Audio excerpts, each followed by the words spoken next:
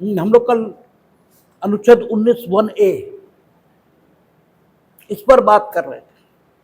अब अनुच्छेद 19(1)(a) पे मैक्सिमम जितने विषय हो सकते हैं लगभग सभी पर बात हुई है।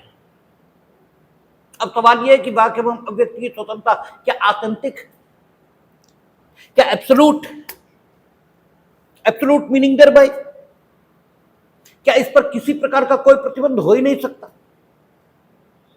आप जो मनाए वो बोलने को स्वतंत्र हो, तो ऐसा तो सामान्य जीवन में भी नहीं होता। तो फिर जो विधिसम्मत जीवन है उसमें भी इसकी इजाजत नहीं ही रहेगी। तो आप देखेंगे कि there is a provision like article 92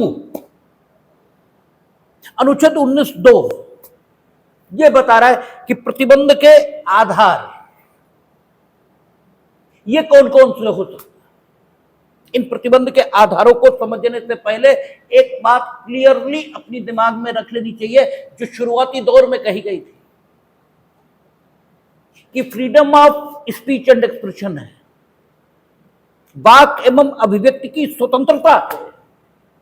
स्वतंत्रता मीनिंग देयर बाय ये आपको किसी ने दी नहीं,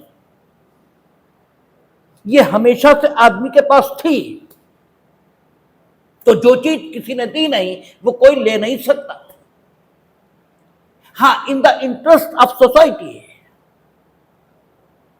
उस चीज का मनचाहा उपयोग करने से आपको रोका जा सकता है, वो भी कब? In the interest of the society. किसी अन्य के पक्ष में या किसी अन्य के हित में आपकी स्वतंत्रताओं को कम से कम नहीं रोका जा सकता। जो कुछ किसी ने दिया ही नहीं उसे आखिर कैसे सीमित किया जा सकता है?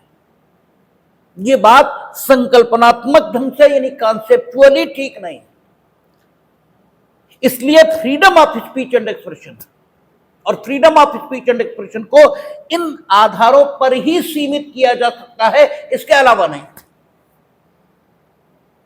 इसका मतलब यह हुआ कि सिर्फ आपकी जो वाक एवं अभिव्यक्ति की स्वतंत्रता है यदि अनुच्छेद 19(2) में वर्णित आधारों के आधार पर सीमित किए जा सकने योग्य है तो ही सीमित की जाएगी, अन्यथा किसी को कोई हक नहीं कि वो आपकी वाक एवं अभिव्यक्ति की स्वतंत्रता को सीमित करे। इसका मतलब यह भी निकला कि यदि आपने शिकायत की है कि मेरी वाक एवं अभिव्यक्ति की स्वतंत्रता को सीमित किया गया और आपकी शिकायत ठीक पाई गई कि यस आपकी वाक एवं अभिव्यक्ति की स्वतंत्रता को सीमित किया गया, क्योंकि आपकी शिकायत ठीक ही होगी इसकी भी कोई गारंटी नहीं, क्योंकि आप तो किसी भी बात से शिकायत कर सकते हैं। आप दुर्भावनापूर्वक शिकायत कर सकते हैं जबकि शिकायत करने लायक मसला ही नहीं है। यानी आपकी वाक एवं अभिव्यक्ति की स्वतंत्रता को किसी प्रकार किसी ने सीमित ही नहीं किया। इसका उदाहरण अभी आप कुछ दिन पहले देख रहे थे कि तमाम नेता लाउड स्पीकर लगाकर विभिन्न प्रेस के करेस्पोंडेंट्स के सामने यह कह रहे थे कि देश में आपातकाल सा चल रहा है और वाक एवं अभिव्यक्ति की स्वतंत्रता को सीमित किया जा रहा है, जबकि वो खुद प्रेस कॉन्फ्रेंस में बैठे और देश के प्रधानमंत्री तक को चोर कह रहे हैं और उसके बाद बता रहे हैं वाक एवं अभिव्यक्ति की स्वतंत्रता तो ही नहीं। तो आपकी शिकायतें तो इस लेवल पर भी हो सकती हैं कि शिकायत करने के लिए कोई युक्ति संगत आधार नहीं, फिर भी आप शिकायत कर रहे हैं और आपकी शिकायत जेन्युइन ये भी हो सकती है। आपकी शिकायत इस कारण भी हो सकती है क्योंकि आप परिस्थितियों को समझने में असमर्थ। इनफैक्ट आपकी वाक एवं अभिव्यक्ति की स्वतंत्रता सीमित नहीं हुई लेकिन आपको अनुभव ऐसा हो रहा है वो अनुभव आप में बुद्धि की कमी इसके कारण भी हो सकता है, और वाकई वैसा हो इसलिए भी हो सकता है। तो first of all, if you are making the complaint about the violation of your freedom of speech and expression, then there is a need for the investigation of your complaint. तो सबसे पहले आपकी शिकायत की ही जांच होनी चाहिए। तो इसीलिए जब भी आप उच्चतम न्यायालय या उच्च न्यायालय में वाक एवं अभिव्यक्ति की स्वतंत्रता पर प्रतिबंध लगाए जाने के आधार पर कोई अनुतोष प्राप्त करने के लिए अनुच्छेद 32 जो कि आएगा और अनुच्छेद 226 के अंतर्गत कोई याचिका प्रस्तुत करते हो, तो सबसे पहले जो देखा जाएगा वो यही देखा जाएगा कि क्या वाकई आपके freedom of speech and expression को सीमित किया गया।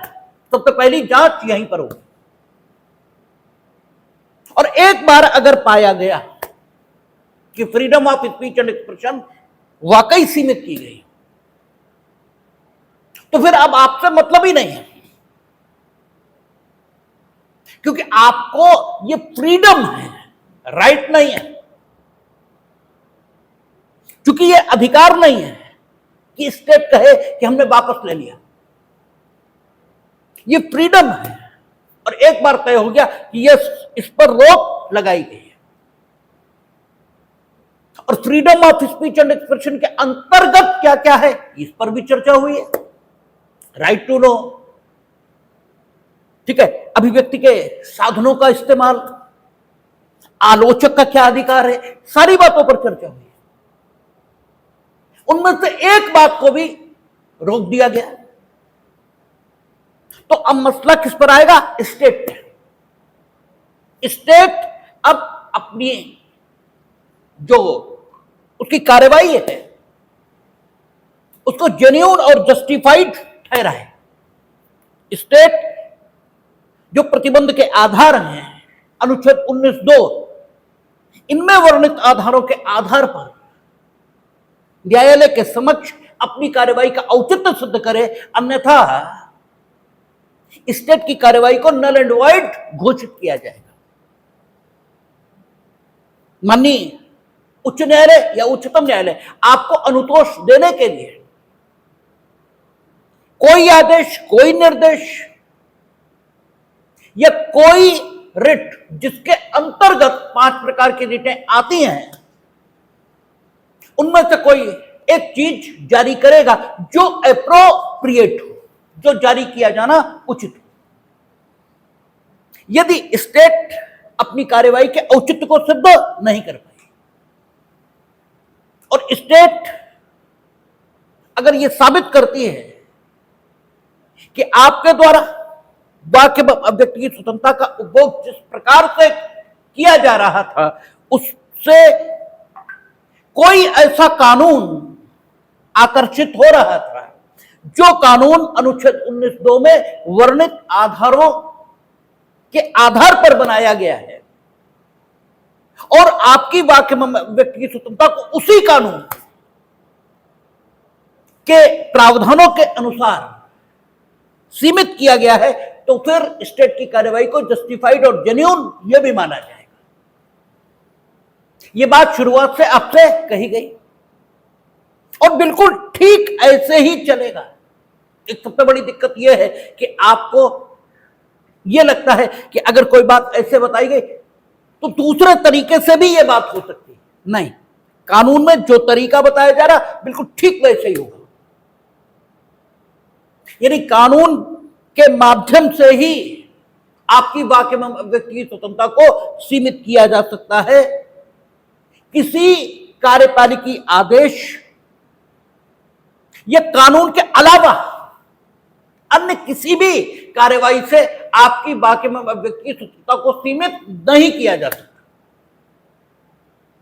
क्योंकि अनुच्छेद 19(2) में जो शब्दावली है वो ये कहती है कि राज्य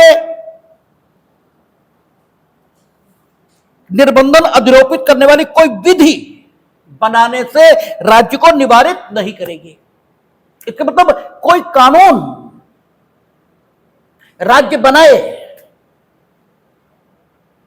वाक एवं अभिव्यक्ति की स्वतंत्रता को सीमित करने के लिए उपरोक्त आधारों पर, कौन से आधार? जो अनुच्छेद 19(2) में वर्णित हैं, तो इस अनुच्छेद की कोई बात राज्य को उस प्रकार का कानून बनाने से नहीं रोकेगी। मीनिंग देयर बाय अनुच्छेद 13(2) का जो प्रभाव है वो उस विधि पर नहीं होगा, क्योंकि अनुच्छेद 13(2) भी इसी संविधान का भाग है और अनुच्छेद 19(2) भी इसी संविधान का भाग है।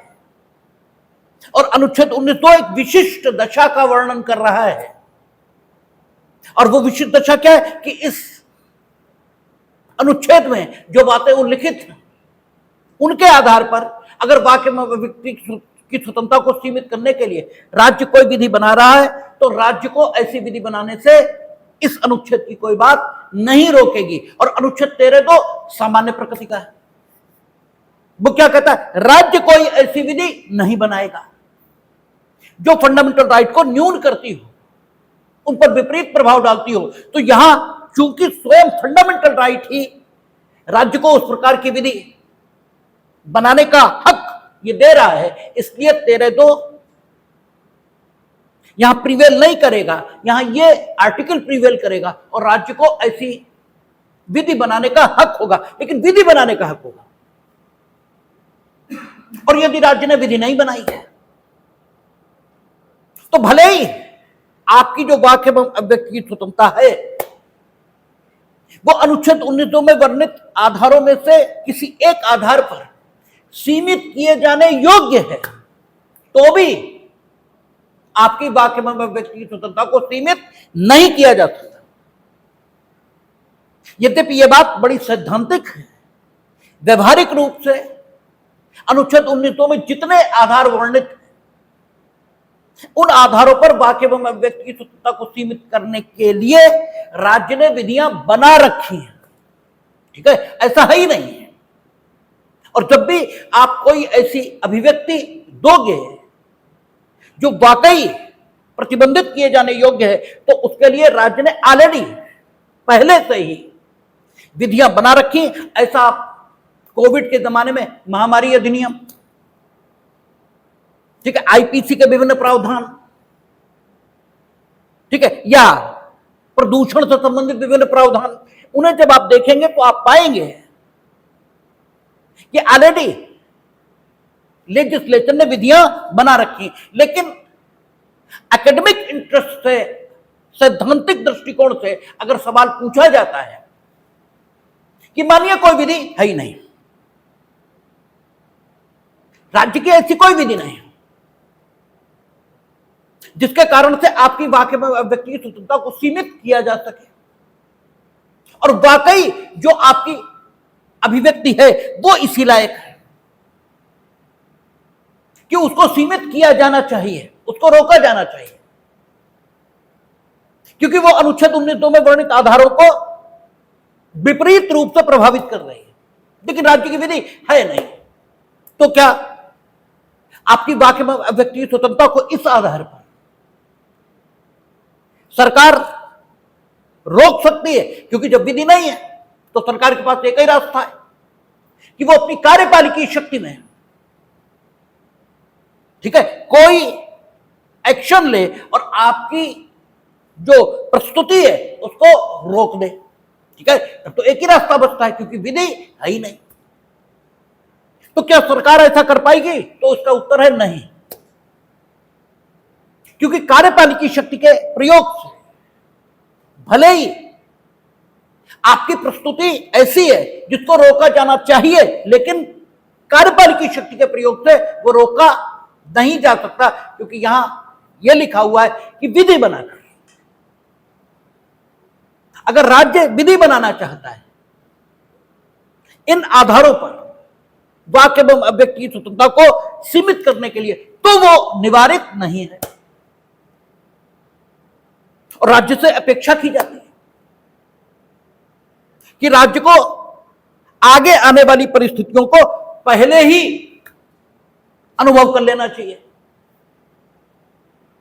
ठीक है, इसीलिए युद्ध तो भले ही ना हो, युद्ध हर समय थोड़ी चलता है, लेकिन मिलिट्री हर समय तैयार रहती है। जब युद्ध होगा तो थोड़ी मिलिट्री बनाएंगे।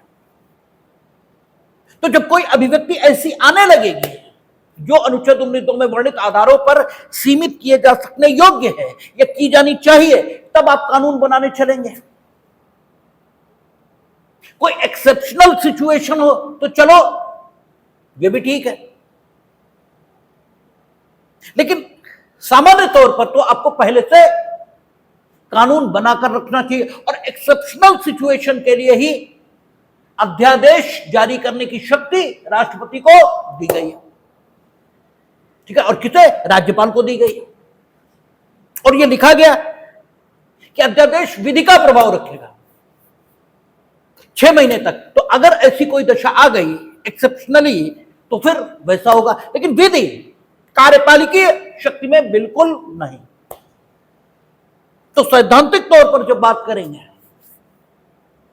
तो कानून बनाकर आपकी वाक्य एवं अभिव्यक्ति की स्वतंत्रता को सीमित करने के सिवाय स्टेट के पास अन्य कोई चारा नहीं।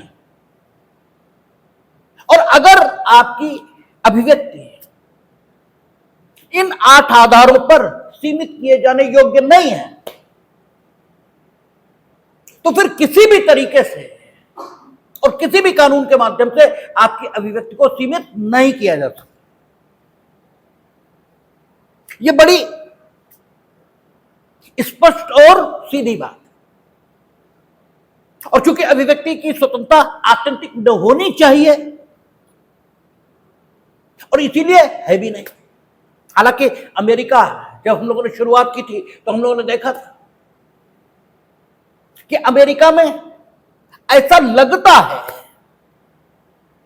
कि आत्यंतिक तौर पर अभिव्यक्ति की स्वतंत्रता दी गई, क्योंकि वहां क्या लिखा है कि freedom of speech and expression और प्रेस की स्वतंत्रता, इस पर प्रतिबंध लगाने वाला कोई कानून कांग्रेस नहीं बनाएगी।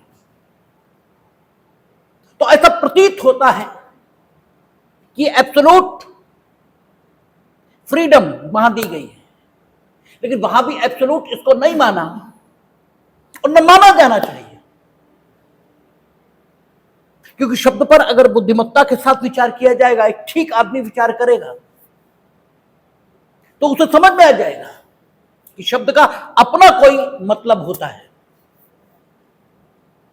ठीक है, स्वतंत्रता उद्दंडता के बराबर नहीं होती।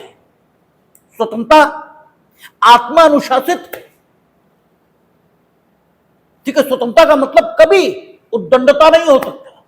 और यह कहा गया कि कांग्रेस स्वतंत्रता का उपभोग करने में बाधा डालने वाला कोई कानून नहीं बनाएगी। यह थोड़ी कह दिया कि स्वतंत्र, ठीक है, कांग्रेस उद्दंडता को रोकने वाला कोई कानून, यह स्वतंत्रता के नाम पर चलने वाली उद्दंडता को रोकने वाला कोई कानून नहीं बनाएगी, ऐसा तो कहा ही नहीं है।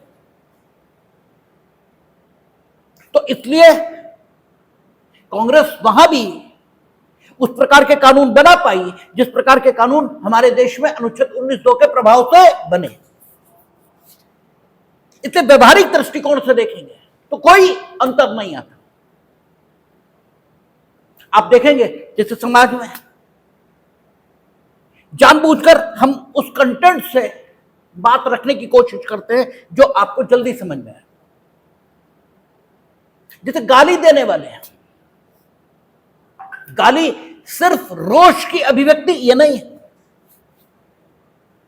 गाली से सिर्फ शत्रुतापूर्ण भावनाएं दूसरे के प्रति अभिव्यक्त की जाती हो, ऐसा बिल्कुल नहीं है। आप सब समाज में ही रहते हैं और आपने बहुत बार अनुभव किया होगा कि गाली ह्यूमर उत्पन्न करने के लिए, हंसी उत्पन्न करने के लिए भी उपयोग होती है, ठीक है, लोगों के बीच। और गाली का ह्यूमर के लिए उपयोग आप वैवाहिक समारोहों उनमें भी देखेंगे।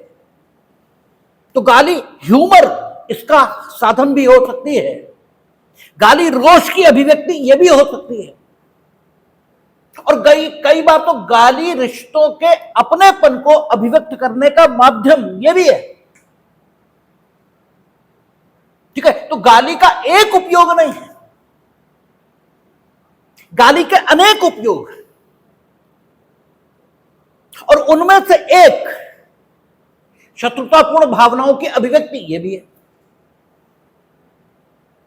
तो अगर, हालांकि गाली का उपयोग अच्छा नहीं माना जाता, लेकिन कानून जिस गाली को रोकता है वो कौन सी है? जिससे व्यक्ति क्या होगा? प्रकुपित होगा और लोक शांति को भंग कर देगा। ठीक है, या यह संभाव्य है कि वो लोक शांति को भंग करते। गाली देना, आईपीसी की, पुरानी आईपीसी की सेक्शन लेंगे तो कौन सा? 504। ठीक है, वो आकर्षित होता है, और 504 ये नहीं लिखता है कि गाली देने पर 504 आएगा, बल्कि वो सेक्शन जिन शब्दों में अधिनियमित किया गया है, अब शायद 504 के लिए न्याय संहिता में या तो 351(3) या 352 ये सेक्शन आ गया है। वहां क्या कहता है कि जब आप कोई ऐसा काम करते हैं जिसके बारे में ये संभावना है कि उस काम के होने से कोई व्यक्ति क्या होगा? प्रकुपित होगा, गुस्से में आएगा, उसे खींच, अनवंश फील होगी, और वो लोक शांति को या तो भंग कर देगा या संभावना है कि भंग कर दे। और ये संभावना शब्द इंपॉर्टेंट है, ये हमेशा उन व्यक्तियों को ध्यान में रखकर शामिल किया जाता है कानून में जो तुमसे ज्यादा बुद्धिमान है। तुम हमें गाली दे रहे हो, तुम मेरा क्या ले रहे हो? क्योंकि देते रहो, हो सकता हम प्रकुपित हो ही ना, लेकिन मेरी जगह कोई और होता तो इस बात की संभावना है कि वो प्रकुपित हो जाता है। हम बुद्धिमान थे, समझदार थे, नहीं प्रकुपित हुए, लेकिन इससे आपकी दोषिता कम नहीं होती। ठीक है, परिणाम क्या हुआ? इससे क्या मतलब? आप क्या कर रहे थे मतलब तो इससे। इसलिए हर अपराध की परिभाषा में हमेशा यह शामिल होता है कि ऐसा हुआ तो भी यह दंड मिलेगा, और ऐसा होना संभाव्य था तो भी यह दंड मिलेगा। ठीक है, तो गाली ये अभिव्यक्ति का एक माध्यम है। ऐसे ही वहां कहा, तो अमेरिका में जब आप देखते हैं तो ऐसा लगता है कि वहां आत्यंतिक तरीके से अभिव्यक्ति की स्वतंत्रता दी गई है, लेकिन वो सिर्फ लगता ही है। ठीक है, वहां भी आत्यंतिक नहीं है, और ये निर्वचन से वहां आया, क्योंकि उनका संविधान हमारा संविधान बनने से लगभग 100-150 बरस पहले बना। इसलिए हमने उन गलतियों को नहीं दोहराया अपने संविधान में, जो गलतियां उन्होंने की और जिन्हें बाद में उन्हें निर्वचन के माध्यम से रेक्टिफाई करना पड़ा। हमारे यहां स्पेसिफिकली आर्टिकल 19(2) जैसी चीजें लाई गई। तो एक चीज बड़ी क्लियर है कि यह स्वतंत्रता है, किंतु आत्यंतिक नहीं है। यह बात बड़ी क्लियर है। अब सवाल यह है कि वाक्य एवं व्यक्ति की स्वतंत्रता पर किन आधारों पर प्रतिबंध लगाए जा सकते? तो अनुच्छेद 19(2) में 8 आधार दिए, और 4-4 करके आप याद कर लेंगे तो बड़ा अच्छा रहेगा। और कई बार जब हम ठीक है एग्जाम देते थे, कंपटीशन देते थे, तो इन आधारों को पूछ भी लेते थे, और आपको हर चीज याद होनी ही चाहिए, और कोई कठिनाई भी नहीं। 4 आधार है जो नेशनल इंटरेस्ट में शामिल किए गए अनुच्छेद 19(2) में, और 4 आधार है जो सामाजिक हित की सुरक्षा हेतु, ठीक है, अनुच्छेद 19(2) में प्रतिबंध के आधार के तौर पर शामिल हुए। 4, security of the state, sovereignty and integrity of the nation, security of the state यानी भारत की सुरक्षा, ठीक है, sovereignty and integrity of the nation, in the interest of, ये शब्द लगे हुए, भारत की संप्रभुता और भारत की अखंडता के हित में, यहां हित शब्द आया है, यह ध्यान में रखने योग्य। इससे बात जरा आगे बढ़ जाएगी, लेकिन फिलहाल वहां पर नहीं जा रहे। सबसे पहले प्रतिबंध के आधार देख रहे हैं, तो क्या कहता है? Security of the nation, sovereignty and integrity of the nation, security of the state, sovereignty and integrity of the nation. तीसरा, friendly relation with foreign state, विदेशी राज्यों से मैत्रीपूर्ण संबंध। चौथा, लोक व्यवस्था, पब्लिक ऑर्डर। ये चार हो गए आधार जो नेशनल इंटरेस्ट में अनुच्छेद 19(2) में शामिल किए, और चार आधार इधर लिए, डिसेंसी एंड मॉरलिटी, ठीक है, डिफेमेशन यानी मानहानि, कंटेम्प्ट ऑफ कोर्ट, न्यायालय का अपमान, और चौथा, किसी अपराध का उद्दापन, ठीक है, किसी अपराध को करने के लिए व्यक्ति को प्रेरित करना, इंसाइटमेंट ऑफ एन ऑफेंस। तो चार ये, चार वो, और डिसेंसी एंड मोरालिटी ये एक साथ है। डिसेंसी और मोरालिटी, इन दोनों शब्दों को समझ लेना चाहिए। डिसेंसी का मतलब होता है व्यवहार का वो स्तर जिसकी अपेक्षा सोसाइटी के लोग आपसे करते हैं। जब आप उनसे व्यवहार करते हैं, सामान्य दिक्कत जो है वो ये है कि आपने हर शब्द के बारे में एक प्रीफिक्स आइडिया बना रखा है, और बस आप शब्द की परिधि को वहीं तक सीमित रखते हैं। जैसे डिसेंसी, इसको आपने जो समझ रखा है वो ऑब्स्सिनिटी इसके एंटोनिम के रूप में, इसके विलोम के रूप में। ऑब्स्सिनिटी का मतलब क्या होता है? कुछ ऐसा जो सेक्सुअली फुअर्ड लग रहा है,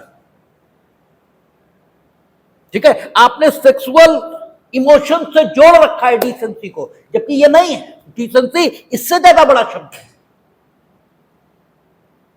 डिसेंसी में आचरण और व्यवहार का वो प्रत्येक तरीका शामिल है जिसकी अपेक्षा वर्तमान में आचरण और व्यवहार के जो नियम हैं उनके मुताबिक नहीं की जाती। आप एक लाइन में समझ सकते हैं, जिन बातों के लिए आप ये कहते हैं कि आपको ऐसा करना नहीं चाहिए था, ये शब्दावली आप जिस प्रकार के काम के लिए, जिस प्रकार के व्यवहार के लिए उपयोग करते हैं, वो चीज डिसेंट नहीं मानी जाती। जैसे आप एक कपड़ा पहने प्रॉपर, लेकिन बड़ा भड़कीला कपड़ा पहने, और आप एक्टर नहीं हैं, फिल्मी हीरो नहीं है, एक सामान्य व्यक्ति है, स्टूडेंट है, तो आपका ये कहा जाता है आपका लुक डिसेंट नहीं है। ठीक है, आप डिसेंट नहीं दिख रहे, आप लुक आपका जो है वो डिसेंट नहीं है।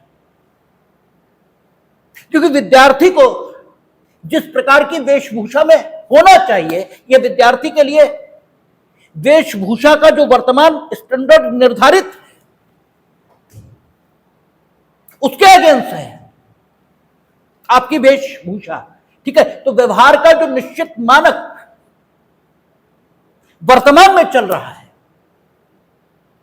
बिहेवियर के लिए जो स्टैंडर्ड सोसाइटी ने इस समय प्रेजेंट टाइम निर्धारित कर रखा है, जब आपका कंडक्ट उसके खिलाफ होता है, उसके विपरीत होता है, तो आपके कंडक्ट को डिसेंट नहीं कहा जाता।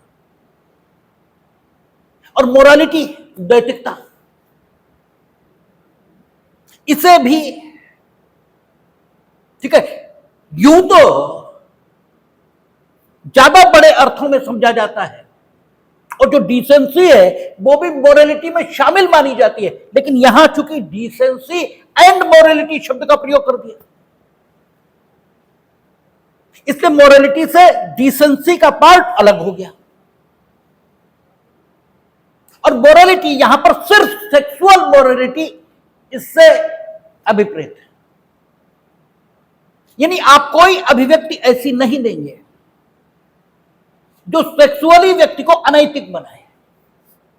अब सवाल यह है, सेक्सुअली व्यक्ति को अनैतिक बना रही है, ये कब माना जाए? तो अगर आप ठीक से देखेंगे तो यह बात बड़ी आसानी से समझ में आएगी। नग्नता यह स्वयं में किसी प्रकार से आपके अंदर सेक्सुअल टेंडेंसीज को उत्पन्न नहीं करती। नग्नता खुद में कुछ नहीं होती। ऑपरेशन टेबल पर कितनी भी नग्नता हो, पोस्टमार्टम हाउस में कितनी भी नग्नता हो, आप में कोई सेक्सुअल टेंडेंसी पैदा नहीं होती, ठीक है। और फिल्म,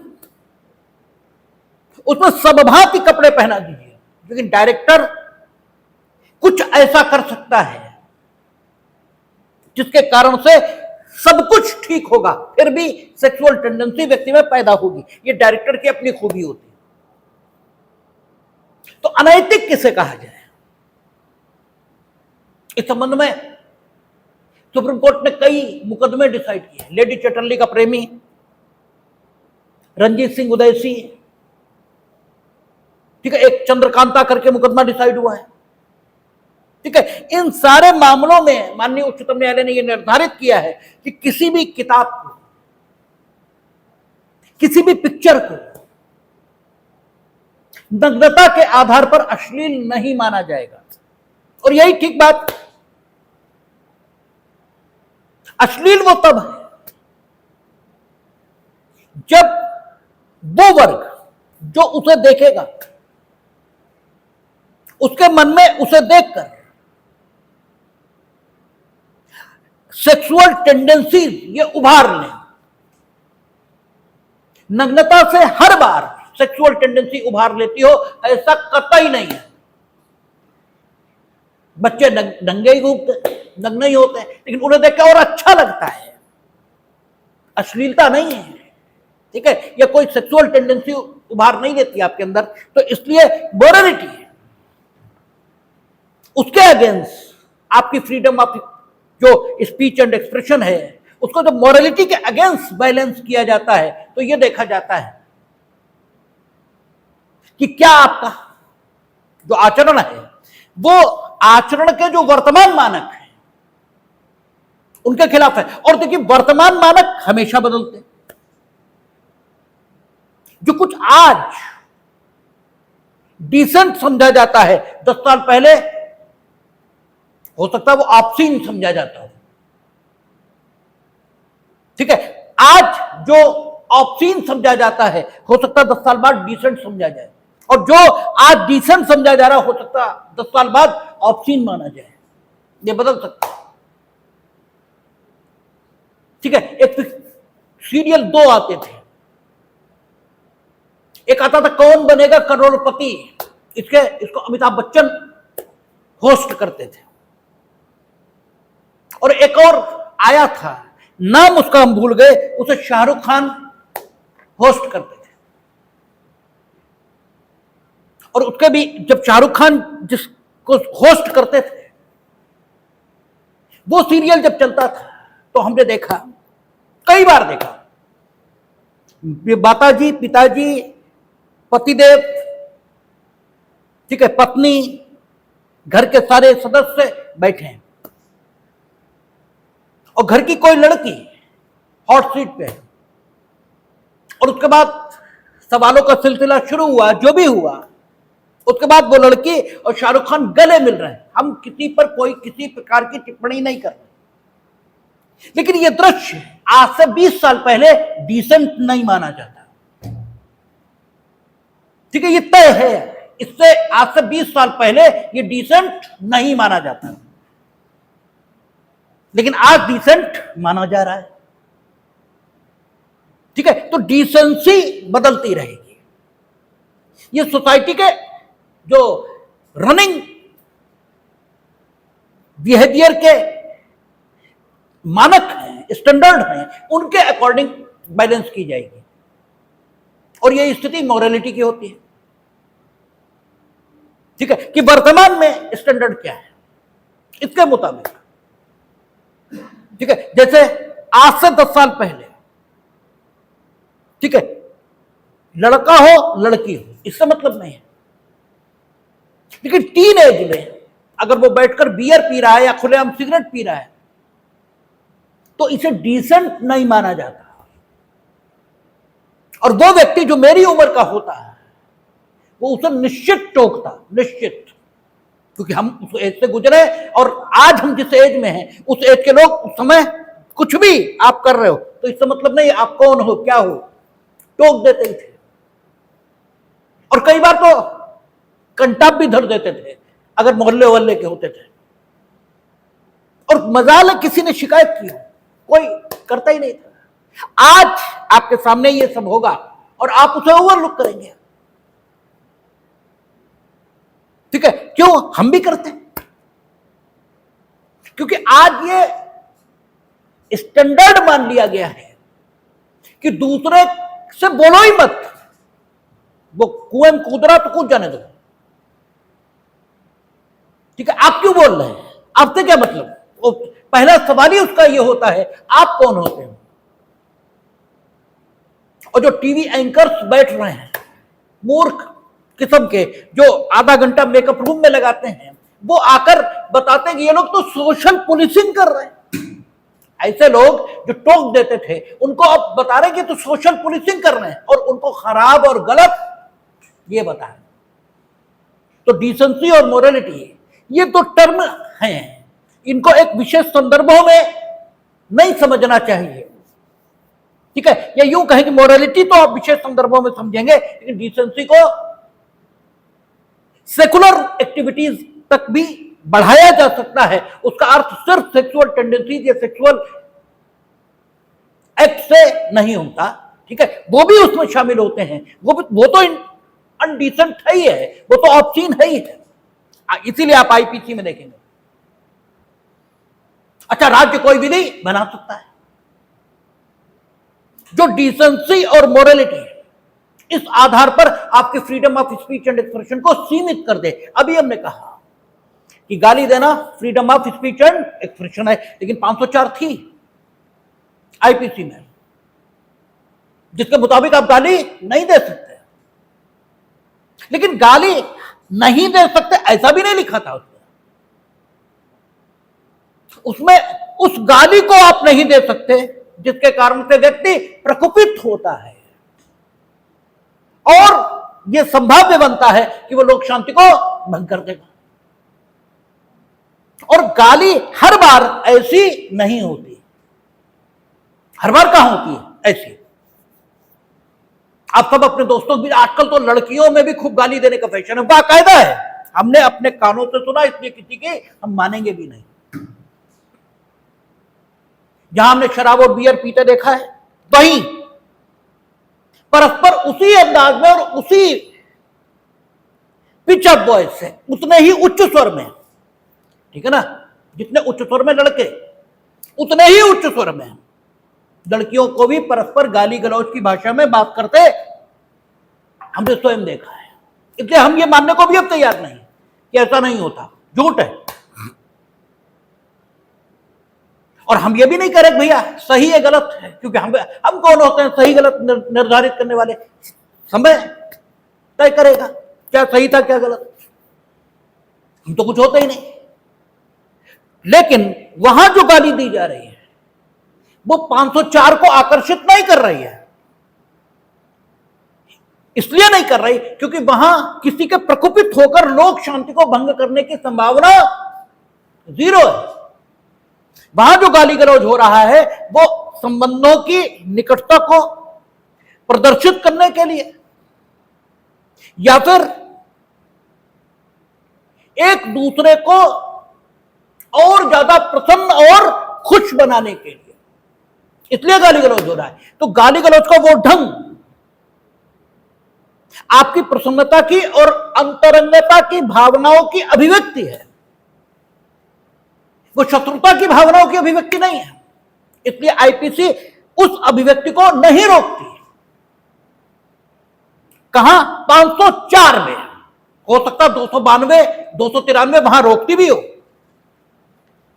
रोकती है नहीं रोकती, अब यही अदालत तय करेगी, क्योंकि 292, 293 वहां क्या लिखा है? 292, 293, 294 वहां कहता है आप कोई ऐसा शब्द, कोई शब्द, उसने कहा कोई शब्द, और कोई शब्द में गाली भी आ गई। लेकिन 504 की बात अलग है। अभी हमने 504 की बात की थी, अब हम 292, 293 इसकी बात कर रहे हैं। हो सकता है ये गाली गलौज भी 292, 293, 294 के कारण पनिशेबल हो जाए, लेकिन होगा या नहीं इसी को तय करने का हक अदालत का होता है। तो 292 क्या कहता है? आप कोई शब्द, कोई पावड़ा, कोई गाना इस ढंग का गाते हैं जिससे दूसरों को क्षोभ होता है। अब तुम बदतमीज हो, तुम्हें आनंद आ रहा है गाली गलौज करने में, हम अपने परिवार के साथ बैठे हैं, हम शर्मिंदा फील कर रहे हैं, तुम तो बेशरम हो ही, ठीक है, आपको तो कोई शर्म है ही नहीं, ठीक है, लेकिन आप पब्लिक प्लेस पर बैठकर इस प्रकार के शब्दों का उच्चारण कर रहे हैं जिससे हम शर्मिंदा हो रहे हैं, हमें क्षोभ फील हो रहा है, तुम्हें नहीं कोई फील हो रहा, ठीक है। तुम तो पिताजी और माताजी, पिताजी अपने बरमूडा पहने, कुत्ता हाथ में लिए, और माताजी बढ़िया गाउन पहने, ठीक है, और आप बैठे हैं, आप तो वीकेंड पर, ठीक है, डिनर बाहर ले रहे हैं, लेकिन हम थोड़ा पारंपरिक आदमी हैं, हम अपनी बेटी के साथ, अपनी पत्नी के साथ, अपने माताजी के साथ वहां बैठे हैं। अब आपकी जो अभिव्यक्ति है वो हमारे लिए शर्मिंदगी का विषय बन रही है। तो 292 हक देती है फिर पुलिस को, ठीक है, कि आपको कोई ऐसा गाना, कोई ऐसे शब्द उच्चारित नहीं करने दिए जाएंगे। अब यहां पर हो सकता है आपकी अभिव्यक्ति रोकी जाए, लेकिन कैसे? विधि बनाकर, राज्य विधि बनाकर रोक रहा है अभिव्यक्ति।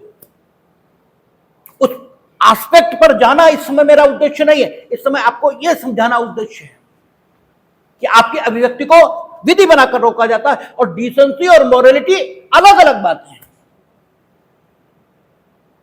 ठीक है। 293 क्या कहता है? 293 तो एकदम एग्जैक्ट में याद भी नहीं है इस समय क्या कहता है। 294 कहता है कि आप ऐसी पुस्तकें हैं जो किसी युवा व्यक्ति को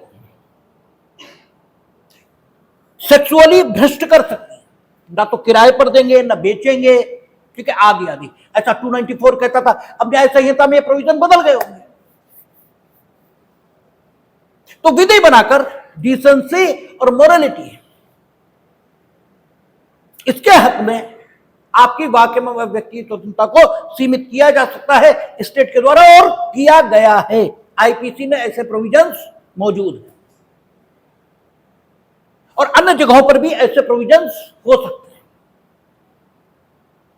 ठीक है। तो डिसेंसी एंड मोरालिटी आपका कहता है friendly relation with foreign state. तो सबसे पहले समझना पड़ेगा फॉरेन स्टेट क्या है। तो फॉरेन स्टेट भारत के बाहर का जो राज्य है वो फॉरेन स्टेट माना जाएगा, लेकिन यही परिभाषा नहीं है। अनुच्छेद 367 सबसेक्शन 3 है, जरा खोले 367 सबसेक्शन 3, देखें क्या कहता है।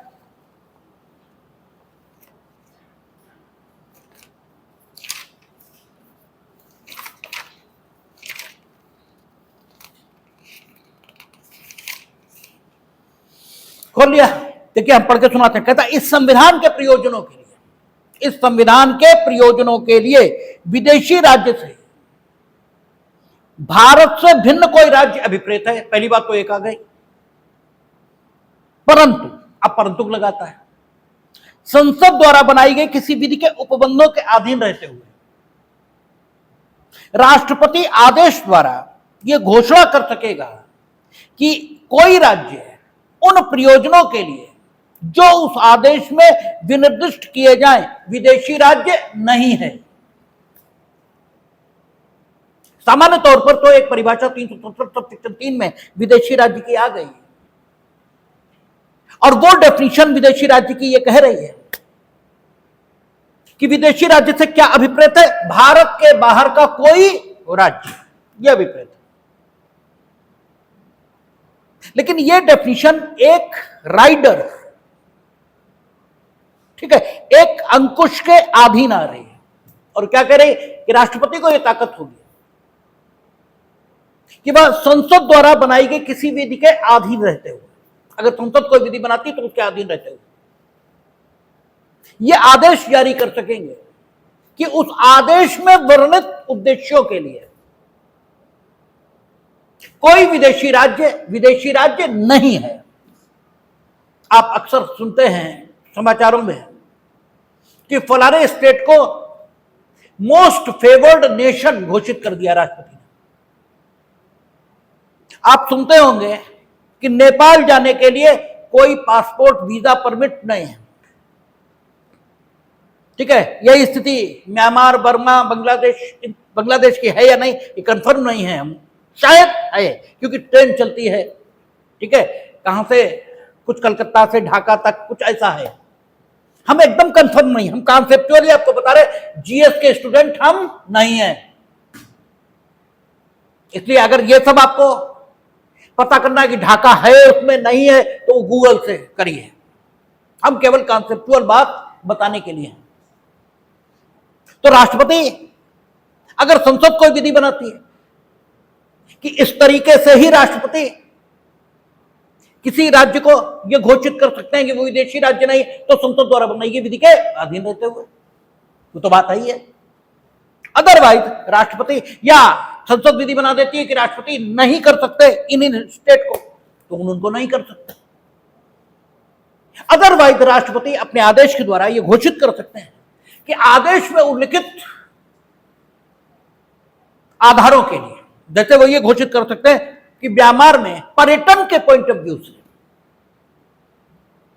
ठीक है, पर्यटन के पॉइंट ऑफ व्यू से जब पर्यटक आएंगे जाएंगे, ठीक है, और बर्मा के यहां आएंगे और हम वहां जाएंगे, तो पर्यटन के उद्देश्य से आने जाने वाले पर्यटकों के लिए बर्मा विदेशी राज्य नहीं है, ठीक है, केवल पर्यटन के लिए। बाकी व्यापार के पॉइंट ऑफ व्यू से, सेना के पॉइंट ऑफ व्यू से, आदि आदि पॉइंट ऑफ व्यू से है विदेशी राज्य। लेकिन आदेश में उल्लिखित, ये बात बतानी इसलिए जरूरी हो रही है क्योंकि friendly relation with foreign state, विदेशी राज्यों के साथ जो हमारे मित्रतापूर्ण मैत्रीपूर्ण संबंध हैं, उन मैत्रीपूर्ण संबंधों की खातिर आपकी वाक्य में व्यक्ति की स्वतंत्रता को सीमित किया जा सकता है, ठीक है। अब मान लीजिए राष्ट्रपति ने कोई ऐसा आदेश जारी कर रखा है जिसमें उन्होंने कह रखा है कि अमुक उद्देश्यों के लिए अमुक राज्य जो विदेशी राज्य है 367(3) में दी गई सामान्य परिभाषा के अनुसार, सामान्य परिभाषा तो वहां यही दी, भारत के बाहर का कोई राज्य विदेशी राज्य, तो इस सामान्य परिभाषा के मुताबिक वो विदेशी राज्य है। और आपने कुछ ऐसी अभिव्यक्ति दी जिसके कारण से उस विदेशी राज्य से हमारे संबंध खराब हो जाने की संभावना है। आपने कोई ऐसी अभिव्यक्ति दी और आपकी इस अभिव्यक्ति को सरकार ने स्वयं द्वारा बनाई गई, स्वयं यानी विधायिका द्वारा बनाई गई विधि के मुताबिक सीमित किया। और आपका तर्क यह है कि राष्ट्रपति का एक आदेश 367(3) के परंतु के आधार पर जारी किया गया है जिसमें यह कहा गया है कि आदेश में उल्लिखित आधारों के लिए ये जो राज्य है ये विदेशी राज्य नहीं है। इसलिए मेरी अभिव्यक्ति को विदेशी राज्य से संबंधों को विपरीत रूप से प्रभावित कर सकने में सक्षम होने के आधार पर सीमित नहीं किया जा सकता, क्योंकि वो विदेशी राज्य है ही नहीं। तो आपके तर्क का मूल्य क्या होगा? तब क्या आपकी अभिव्यक्ति को सीमित किया जा सकेगा या नहीं? प्रश्न ये उठता है। ठीक है, तो इस संबंध में माननीय उच्चतम न्यायालय का मत आया है। राष्ट्रपति ने आदेश जारी किया था कि जो कॉमनवेल्थ कंट्रीज हैं, तो कॉमनवेल्थ कंट्रीज कौन सी? वे राष्ट्र जो कभी ना कभी इंग्लैंड के उपनिवेश रह चुके हैं, वे कॉमनवेल्थ कंट्रीज कहलाते हैं। उनमें से अधिकांश आज भी उनके उपनिवेश अर्थात वहां के संप्रभु इंग्लैंड के राजा ही हैं। आपने देखा होगा जब इंग्लैंड के राजा जो वर्तमान है उनका राजतिलक हुआ था तो अखबारों में छपा था कि वो जाने 70 जाने 78 देशों के राज्य प्रमुख, जिनमें Canada, Australia, New Zealand, south Africa, ये सब शामिल है। वहां के head of the state England के राजा ही हैं आज भी। ये सारे कॉमनवेल्थ कंट्रीज कहलाते हैं। हम पूर्ण स्वतंत्र हैं, हम औपनिवेशिक रूप से स्वतंत्र नहीं, हम पूर्ण स्वतंत्र हैं, लेकिन हमने भी कॉमनवेल्थ कंट्रीज की मान्यता ले रखी, मतलब सदस्यता ले रखी। तो कॉमनवेल्थ गेम्स होते हैं और फलाना ढिमाका ये सब होता है। तो राष्ट्रपति ने एक आदेश जारी कर रखा था कि उस आदेश में उल्लिखित बातों के लिए कॉमनवेल्थ देशों को विदेशी राज्य नहीं माना जाएगा। अब सवाल उठा, किसी ने अभिव्यक्ति दी कि क्या ये जो अभिव्यक्ति है विदेशी राज्य से संबंध खराब कर सकने में सक्षम होने के आधार पर सीमित की जा सकती है, इस तथ्य के होते हुए कि राष्ट्रपति ने आदेश जारी कर रखा है कि कॉमनवेल्थ कंट्रीज विदेशी राज्य नहीं है। तो कोर्ट ने कहा यस, किया जा सकता है। क्यों? इसलिए क्योंकि आदेश में उल्लिखित बातों के लिए वो विदेशी राज्य नहीं है, अन्य बातों के लिए तो विदेशी राज्य है ही, इसलिए किया जा सकता है। तो कुल मिलाकर आपकी जो अभिव्यक्ति है वो अगर विदेशी राज्यों से हमारे संबंध खराब कराती है या खराब करा सकती है तो फिर आपकी जो अभिव्यक्ति है उसे सीमित किया जाएगा। इसमें जो भारत सरकार की विदेश नीति है, फॉरेन पॉलिसी, उसकी आलोचना शामिल नहीं है। यानी यही अदालत के तय करने का क्षेत्र होगा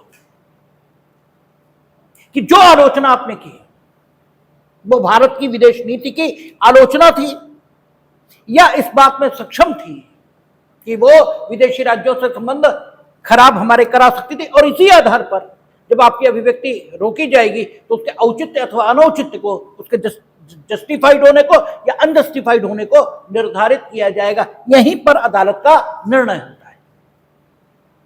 इसके बाद कहता है इंसाइटमेंट ऑफ एन ऑफेंस, अपराधों का उद्दीपन, आप अपराध करने के लिए किसी को प्रेरित करना। इस बात को जोड़ने की जरूरत क्या है, जबकि ऑलरेडी पब्लिक ऑर्डर ठीक है, हम तो सेकंड सेट पर बात कर रहे हैं, फर्स्ट सेट पर तो बात की नहीं हमने। फर्स्ट सेट में पब्लिक ऑर्डर, लोक व्यवस्था ऑलरेडी है, और जब आप कोई अपराध करेंगे तो लोक व्यवस्था भंग होगी ही होगी। ठीक है, तो अपराध का उद्दीपन ये अलग से अनुच्छेद 19(2) में प्रतिबंध के आधार के रूप में शामिल करने की जरूरत ही क्या है? क्योंकि आप अपराध करेंगे तो लोक व्यवस्था भंग होगी ही होगी। तो इंसाइटमेंट ऑफ एन ऑफेंस यानी आप अपराध करने के लिए किसी को प्रेरित करोगे तो आप लोक व्यवस्था भंग कर रहे हो, यह माना ही जा सकता है। और आपको बोलने से या अपनी अभिव्यक्ति देने से लोक व्यवस्था के हेड में ही रोका जा सकता है। तो फिर अलग से इंसाइटमेंट ऑफ एन ऑफेंस इस हेड को जोड़ने की जरूरत क्या है? तो इस विषय पर जब बात की जाती है तो अपराधों के प्रकार को देखना पड़ेगा। अपराधों में कुछ निश्चित ऐसे प्रकार के हैं जो लोक व्यवस्था के लिए खतरा हैं, जैसे कत्ल है, ठीक है, रेप है, चोट पहुंचाना है किसी को, यानी मानव शरीर के विरुद्ध जो अपराध हैं वो निश्चित तौर पर ऐसे हैं कि उनको लोक व्यवस्था भंग होती है। तो यानी अगर आपने इंसाइटमेंट किया ऑफेंसेस का जो कि मानव शरीर के विरुद्ध अपराध हैं, तो आपकी अभिव्यक्ति को लोक व्यवस्था के हेड में रोका जा सकता है, नो डाउट। लेकिन अब अपराधों का एक अन्य प्रकार भी है। आपने छल किया किसी के साथ, आपने रिश्वत ले ली, आपने लोक सेवक का प्रतिरूपण किया, आपने कूट रचना यानी फोर्जरी की, ठीक है, आपने नकली करेंसी छाप ली, आपने अतिक्रमण किया, इंक्रोचमेंट किया, तो आपने न्यूसेंसेस क्रिएट की। तो यह अपराधों का प्रकार ऐसा है जो हो सकता है लोक व्यवस्था के आधार पर सीमित न किया जा सके, ठीक है, क्योंकि यह लोक व्यवस्था को प्रभावित नहीं करेगा। लोक व्यवस्था का मतलब क्या होता है, जब उस पर बात करेंगे तो बताएंगे। लेकिन मोटे मोटे में आप अनुमान लगा सकते हैं, किसी ने फर्जी बैनामा बना लिया तो इससे लोक व्यवस्था को क्या खतरा पैदा हुआ, ठीक है। लेकिन अगर हम प्रेरित कर रहे हैं कि बना लो फर्जी, तो निश्चित रूप से मेरी यह अभिव्यक्ति रोके जाने लायक है और जो लोक व्यवस्था के आधार पर रोकी नहीं जा सकती। और चूंकि ये फ्रीडम है स्पीच एंड एक्सप्रेशन की, इसलिए अगर फ्रीडम को आप सीमित करना चाहते हैं तो आधार देना पड़ेगा। अगर आपने आधार नहीं दिया तो फ्रीडम रोकी ही नहीं जा सकती। इसका मतलब यह हुए कि अगर इंसाइटमेंट ऑफ एन ऑफेंस ये अलग से हेड के रूप में वर्णित नहीं होगा, तो ऐसे अपराध जो लोग अपने होने के साथ लोक व्यवस्था की या लोक, ठीक है, पब्लिक ऑर्डर की समस्या पैदा करते हो, उन्हें तो हम पब्लिक ऑर्डर में रोक लेंगे। लेकिन ऐसे अपराध जो अपने होने पर अपने साथ साथ लोक व्यवस्था की समस्या को पैदा नहीं करते, उन्हें करने के लिए दी गई अभिव्यक्ति को हम किसी भांति रोक ही नहीं पाएंगे, ठीक है। That is why it is needed, that is why there is a need to mention that ground separately and specifically under article 19 subsection 2। और इसलिए इसको यहां स्पेसिफिकली मेंशन किया है। हर चीज को ध्यान में होना चाहिए कि वो क्यों मेंशन है, और अगर एक बार ध्यान में आ जाए फिर याद करने की जरूरत नहीं है। डिसेंसी मोरालिटी ग्राउंड है, friendly relation with foreign state ground है, ठीक है, incitement of an offence ground है, डिफेमेशन मानानी ग्राउंड है, ठीक है। मानानी परिभाषित है कि आपके द्वारा किया गया कोई ऐसा कथन जो लिखित हो या मौखिक हो जो दूसरे को ऐसी दशा में चित्रित करता है कि आपके उस दशा में होने के कारण जो सोसाइटी पर्सन है वो आपसे संबंध या तो नहीं रखेंगे, इसकी संभावना है, और या नहीं रख रहे हैं। दोनों बातें, हमने हमेशा कहा कि अपराध में दोनों बातें होती है, अपराध और अपकृत्य दोनों बातें होती है, क्योंकि परिणाम आ भी सकते हैं आपके काम के और नहीं भी आ सकते हैं। लेकिन अगर परिणाम नहीं आए, इससे आपकी दोषिता कहीं कम नहीं होती। तो decency morality, friendly relation with foreign state, defamation, incitement of an offence, contempt of court. तो कंटेम्प्ट ऑफ कोर्ट और शेष 4 इस पर कल बात कर लेंगे, देखेंगे।